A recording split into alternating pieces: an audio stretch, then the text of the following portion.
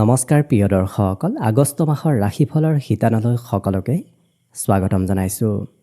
আগষ্ট মাহটো আপোনালোকৰ কেনেদৰে পাৰ হ'ব, কোন কোন ক্ষেত্ৰত এই মাহত আপোনাৰ ৰাশিৰ বাবে ভাল পৰিৱৰ্তন আহিব, কোনটো ক্ষেত্ৰত গ্ৰহসমূহে শুভ দৃষ্টি এই মাহত প্ৰদান কৰি আছে, সেই বিষয়ে আজিৰ ভিডিঅ'ত আপোনালোকে জানিব পাৰিব। আজি আমি কন্যা ৰাশিৰ ব্যক্তিসকলৰ আগষ্ট মাহৰ সম্পূৰ্ণ গ্ৰহস্থিতি আৰু ৰাশিফলৰ বিষয়ে এই ভিডিঅ'ত জনাম। গতিকে ভাল লাগিলে ভিডিঅ'টোত এটা লাইক কৰিব আৰু যদি আজি প্ৰথমবাৰৰ বাবে এই চেনেলটোলৈ আহিছে তেতিয়াহ'লে চেনেলটো ছাবস্ক্ৰাইব কৰি কমেণ্ট বক্সত ওম নমঃ শিৱায় লিখিবলৈ একেবাৰে নাপাহৰিব।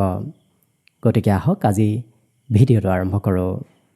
কন্যা ৰাশিৰ ব্যক্তিসকলৰ বাবে আগষ্ট মাহটো খুবেই এক পৰিৱৰ্তনদায়ক মাহ হিচাপত পৰিগণিত হ'ব, কাৰণ আগষ্ট মাহৰ 1 তাৰিখৰ পৰাই ছেপ্টেম্বৰ মাহৰ 2 তাৰিখলৈকে শুক্ৰ গ্ৰহ আপোনাৰ ৰাশিত প্ৰৱেশ কৰিব। অৱশ্যে শুক্ৰ গ্ৰহ আপোনাৰ ৰাশিত প্ৰৱেশ কৰিলে আচলতে নিচস্ত হয়, কিন্তু শনিদেৱৰ পূৰ্ণ দৃষ্টিত থকাৰ বাবে সেই নিচস্থতা ভংগ পাব আৰু মংগল গ্ৰহৰো যিহেতু পূৰ্ণ দৃষ্টিত থাকিব, যিটো কাৰণত এই দুটা গ্ৰহৰ দৃষ্টি সংযোগে শুক্ৰ গ্ৰহৰ সেই দুৰ্বলতাবোৰ বহু পৰিমাণে সবল কৰি নিশ্চয় তুলিব, যিটো কাৰণত আপোনাৰ শুক্ৰ গ্ৰহই এই মাহত দৈহিক সৌন্দৰ্যতা বঢ়াব, স্বাস্থ্য পাতিত চলি থকা অশুভ প্ৰভাৱবোৰ কমিব। অৱশ্যে শনিদেৱৰ দৃষ্টি নাথাকিলে, মংগলৰ দৃষ্টি নাথাকিলে স্বাস্থ্যত পৰিৱৰ্তন আহিলহেঁতেন মাহটোত, কিন্তু দুয়োটা গ্ৰহৰ দৃষ্টি সংযোগে আপোনাৰ স্বাস্থ্য পাতিত সেই আহিবলগীয়া অশুভ প্ৰভাৱবোৰ বহু পৰিমাণে কম কৰিব। অকণমান অৱশ্যে থাকিব, কিন্তু বহু পৰিমাণে কম কৰিব। লগতে সপ্তম স্থানত শনিদেৱ যিহেতু পূৰ্বৰ পৰাই আছে আৰু শুক্ৰ গ্ৰহৰ পূৰ্ণ দৃষ্টি এইটো মাহত থাকিব, যিটো কাৰণত বিবাহত চলি থকা পলম কাৰ্যবোৰ সোনকালে আগবঢ়াব।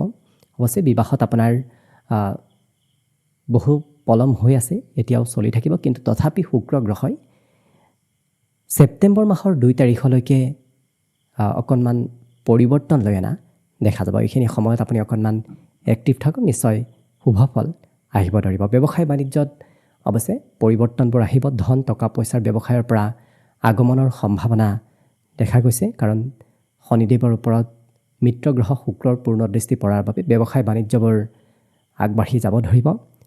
আপুনি যদি সৎ পথত ব্যৱসায় কৰে তেতিয়াহ'লে নিশ্চয় মাহটোত আপোনাৰ বিভিন্ন পথেৰে ধনৰ আগমন হ'ব। গতিকে শুক্ৰ গ্ৰহৰ স্থিতি আপোনাৰ বাবে শুভ বুলি ক'ব পাৰি। ইয়াৰ পিছত আগষ্ট মাহৰ 2 তাৰিখৰ পৰা 18 ছেপ্টেম্বৰ তাৰিখলৈকে মংগল গ্ৰহ আপোনাৰ ৰাশিৰ পৰা দশমত থাকিব। কৰ্মস্থানত মংগল গ্ৰহৰ স্থিতি হোৱাটো শাস্ত্ৰসন্মতভাৱে অতি শুভদায়ক। কৰ্মৰ বাবে এই যোগ খুবেই এক লাভদায়ক, যিটো কাৰণত আপুনি অকণমান কষ্ট কৰক, চেষ্টা কৰক, তেতিয়া দেখিব আপোনাৰ কৰ্মত বিভিন্ন প্ৰকাৰৰ উন্নতি আৰু ভাল খবৰ আপুনি লাভ কৰিব। অৱশ্যে তৃতীয় স্থানৰ অধিপতি হোৱাৰ বাবে আপুনি জন্মগতভাৱেই কিছু কষ্ট কৰে, কষ্ট কৰি কৰ্মত আগবাঢ়ি গৈছে, কিন্তু এইখিনি সময়ত আপুনি কষ্ট কৰা মতেই ফলাফলবোৰো লাভ কৰিব। আগষ্টৰ 2 তাৰিখৰ পৰা 18 ছেপ্টেম্বৰ তাৰিখলৈকে আপুনি যিটো ক্ষেত্ৰত কষ্ট কৰি আছে সেই কষ্টৰ কেতিয়াও বিফল নহয়। গতিকে আগবাঢ়ক, নিশ্চয় ভাল ফল লাভ কৰিব।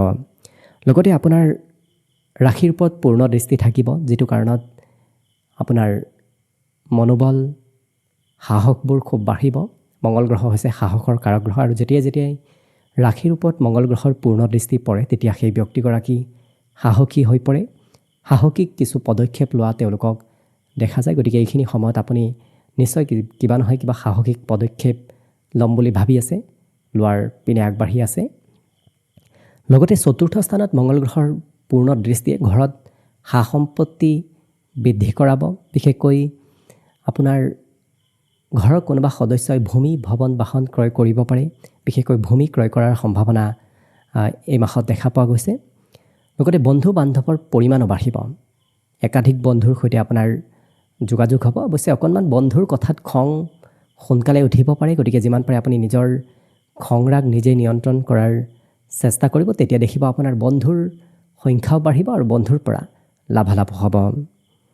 অকণমান শিক্ষাত মঙ্গল গ্ৰহৰ দৃষ্টি থাকিলে অৱশ্যে ধৈৰ্য কিছু কমে গতিকে মাহটোত আপোনাৰ পঢ়া শুনাত কম সময়হে অধ্যয়ন কৰা দেখা যাব বা কৰিবলৈ মন যাব কিন্তু যদি আপোনাৰ প্ৰেম সম্পৰ্ক আছে প্ৰেম সম্পৰ্কটো অকণমান খং ৰাগ নিয়ন্ত্ৰণ কৰাৰ প্ৰয়োজন আছে কাৰণ মঙ্গল গ্ৰহই মাজে সময়ে প্ৰেমত ধৈৰ্যও কমাব পাৰে খঙো বঢ়াব পাৰে গতিকে নিজেই নিয়ন্ত্ৰণ ৰাখিলে কিন্তু আপোনাৰ বাকী ক্ষেত্ৰত ধুনীয়াকৈ পাৰ হ'ব বিশেষকৈ কৰ্মৰ বাবে এইটো মাহ আপোনাৰ খুব এক ভাল মাহ ডিফেন্স মেডিকেল বা বিভিন্ন কৰ্মত আপুনি আগবাঢ়ক আগবাঢ়িলে নিশ্চয় ভাল ফলাফল লাভ কৰিব অকণমান অৱশ্যে কৰ্মৰ প্ৰতি এওঁলোকৰ ইচ্ছা ধাউতিবোৰ বঢ়াব বিগত মাহত যদিও কৰ্মত আপোনাৰ এলাহ ভাৱ কিছু আছিল কিন্তু এইটো মাহত আপোনাৰ সেই কৰ্মৰ প্ৰতি অনীহা কৰ্মৰ প্ৰতি থকা এলাহ ভাৱ বহু পৰিমাণে কমিব গতিকে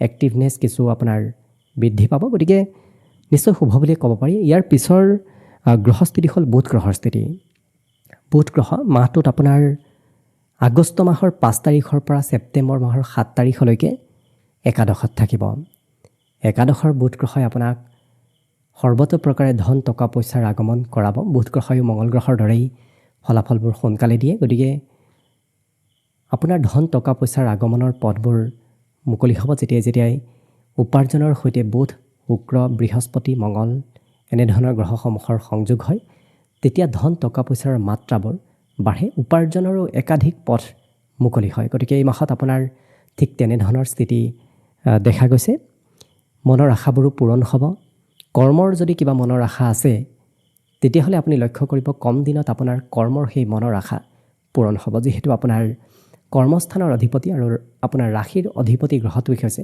বুধ গ্ৰহ যিটো কাৰণত জন্মগতভাৱে আপুনি বুধ গ্ৰহৰ প্ৰভাৱত আছে আগন্তুকো থাকিব এই মাহত একাদশত স্থিতি আপোনাক সৰ্বতো প্ৰকাৰে পৰিৱৰ্তনবোৰ দিব লগতে বুধ গ্ৰহৰ পূৰ্ণ দৃষ্টি পঞ্চমত থাকিব পঞ্চমৰ বুধ গ্ৰহই বুদ্ধিমত্তা বঢ়াই পঢ়া শুনাতে হওক বেলেগ বেলেগ ক্ষেত্ৰতে হওক বুদ্ধিৰ পৰিমাণ বিকাশ কৰে গতিকে এই মাহত আপুনি নিজৰ বুদ্ধি বিবেকৰে কিবা ভাল সিদ্ধান্ত ল'ব পাৰিব সৎবুদ্ধিৰ উদয় হ'ব কাৰণ যেতিয়া বুধ গ্ৰহৰ স্থিতি সিমান ভাল নাথাকে তেতিয়া ডিচিশ্যন লোৱাত অকণমান অসুবিধা হয় বহু ক্ষেত্ৰত ভাল সিদ্ধান্ত ল'ম বুলি ভাবিও কিবা বেলেগ সিদ্ধান্ত লোৱা যায় কিন্তু এই মাহত আপোনাৰ স্থিতি তেনেধৰণৰ নহয় আপুনি সঠিক সিদ্ধান্ত ল'ব পাৰিব যিটো সিদ্ধান্ত লয় সেইটো সিদ্ধান্ত আপোনাৰ বাবে শুদ্ধ হ'ব গতিকে বুধ গ্ৰহই আপোনাক সৰ্বতো প্ৰকাৰে মাহটোত শুভ ফল নিশ্চয় প্ৰদান কৰিব গতিকে বাকী প্ৰায় প্ৰতিটো গ্ৰহৰ স্থিতিও আপোনাৰ বাবে শুভ বুলি ক'ব পাৰি তিনিটা গ্ৰহ যেহেতু সোনকালে ৰাশি পৰিৱৰ্তন কৰে মাহে মাহে ৰাশি পৰিৱৰ্তন কৰে গতিকে এই তিনিটা গ্ৰহৰ স্থিতিও যিহেতু মাহটোত আপোনাৰ বাবে খুবেই এক ভাল স্থিতিত থাকিব গতিকে আশীষ কৰিছোঁ মাহটো আৰু অধিক আপোনাৰ শুভ হওক ভগৱান ভোলানাথৰ কৃপা আপোনাৰ ওপৰত সদায় থাকক তাৰিখ কামনা কৰিছোঁ আৰু আজিৰ ভিডিঅ'টো ইমানতে সামৰণি মাৰিছোঁ ধন্যবাদ